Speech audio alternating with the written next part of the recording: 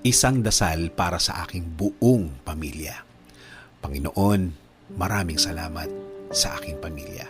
Maraming salamat at lagi silang andyan. Sila po ang aking inspirasyon, ang aking lakas. Sila po ang nagiging kakampi ko sa mga pagsubok ng buhay at laging nakaalalay kapag kailangan ko ng suporta.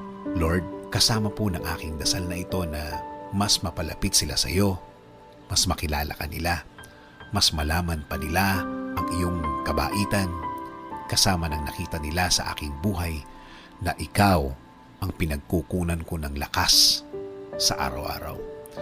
Kasama na rin ang aking dinadasal na tulungan niyo rin ang bawat isa sa kanila sa tuwing kailangan nila ng tulong ninyo, Lord.